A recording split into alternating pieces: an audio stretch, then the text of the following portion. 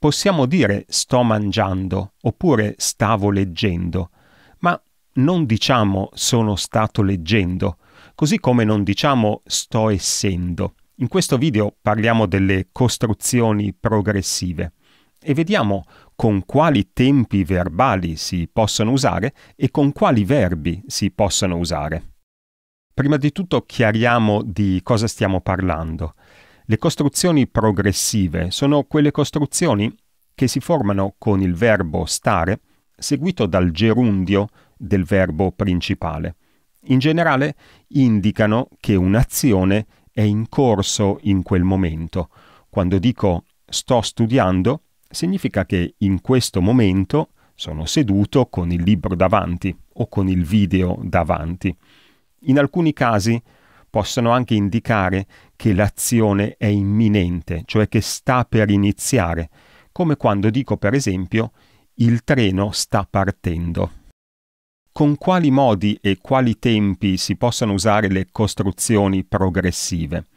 Quando parliamo del tempo di queste costruzioni, naturalmente ci riferiamo al tempo del verbo stare, perché il verbo che segue, che poi è il verbo principale, è sempre al gerundio, mentre il tempo del verbo stare può cambiare.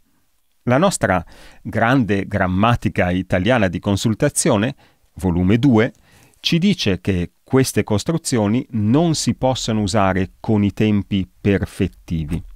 Ora, invece di lanciarci in complicate definizioni per spiegare che cosa sono i tempi perfettivi, secondo me è più utile vedere semplicemente con quali tempi si usano e con quali tempi non si usano, perché i tempi non sono poi tanti, si possono elencare.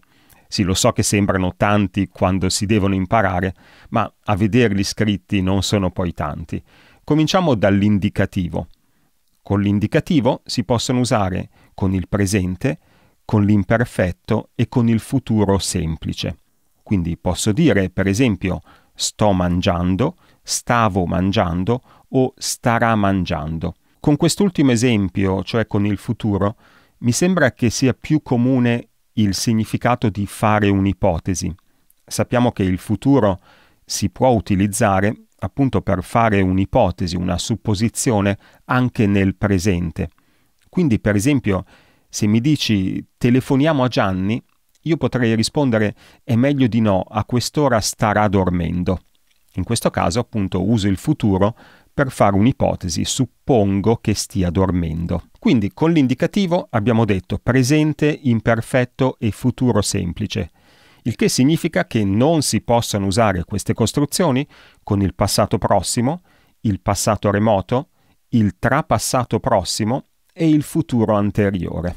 Passiamo al condizionale e qui abbiamo solo due tempi, il presente e il passato. Possiamo usare il presente, ma non possiamo usare il condizionale passato. Quindi possiamo dire, per esempio, mi chiedo cosa starei facendo oggi se avessi studiato matematica. In questo caso ho usato il condizionale presente, starei, mentre, come ho detto, il condizionale passato non si può usare. Vediamo il congiuntivo. Col congiuntivo abbiamo 4 tempi e, un po' come con l'indicativo, possiamo usare il presente o l'imperfetto, mentre non possiamo usare il congiuntivo passato o il congiuntivo trapassato. Vediamo un paio di esempi appunto con il congiuntivo. Posso dire, per esempio, credo che Gianni stia dormendo, con il congiuntivo presente, oppure pensavo che stesse cucinando, con il congiuntivo imperfetto. Queste costruzioni non si usano poi mai con l'imperativo. Non posso ordinare o consigliare a qualcuno sta mangiando o sta leggendo. Quindi l'imperativo è assolutamente escluso. E poi è molto importante ricordare che non si possono usare con le costruzioni passive, con le frasi passive. Quindi non potrei dire, per esempio, il ponte stava essendo costruito, oppure delle notizie allarmanti stanno essendo diffuse. Quindi le costruzioni progressive sono escluse da tutte le frasi passive. Il caso più dubbio è quello dell'infinito, cioè quando il verbo stare è all'infinito, magari perché viene dopo una preposizione. oppure dopo un verbo che richiede l'infinito. Ora, sempre la nostra grande grammatica italiana scrive: si usa scarsamente con l'infinito, benché la restrizione in questo caso non sia assoluta. E poi cita un esempio preso da Italo Calvino. A Cosimo pareva di stare diventando fico lui stesso. Qui si vede appunto che il verbo stare è all'infinito. A Cosimo pareva di significa a Cosimo sembrava di. E poi appunto il verbo stare all'infinito. Ma sono sicuramente frasi poco comuni. Io personalmente tendo a evitare frasi di questo tipo, un po' perché non sono Italo Calvino e un po' perché mi sembrano eccessivamente complicate.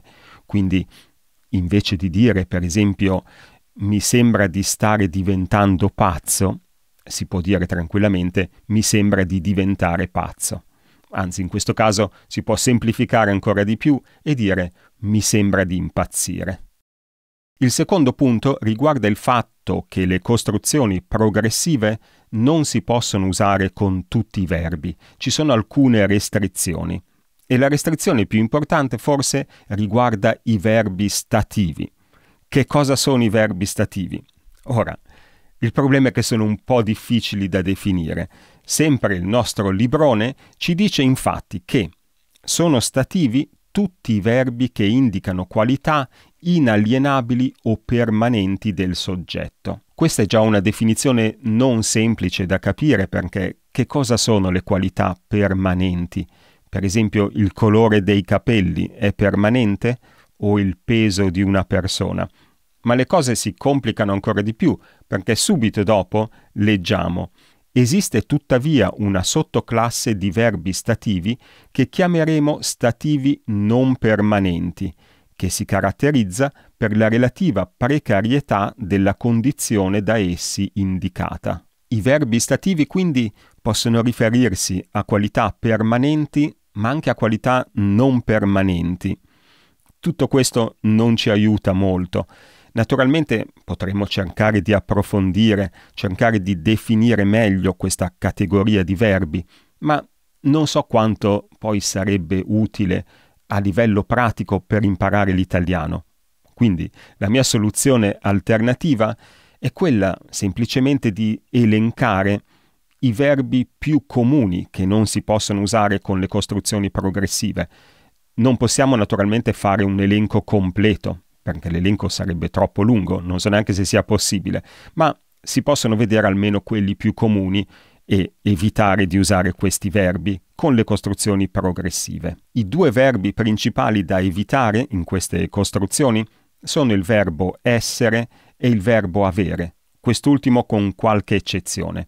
Il verbo essere ha tantissimi significati, ma mi sembra che non si usi praticamente mai nelle costruzioni progressive, quindi non possiamo dire oggi sta essendo caldo, o io sto essendo a Milano, o sto essendo stupido, o in questo periodo sto essendo giovane. Tutte frasi che non funzionano. Come ho detto, anche il verbo avere, soprattutto quando indica possesso, non si usa mai con queste costruzioni, ma non solo quando indica possesso. Per esempio, sto avendo fame, non si dice, oppure non sto avendo tempo o sto avendo una macchina nuova. Però può capitare di sentire altre espressioni con il verbo avere e con queste forme progressive.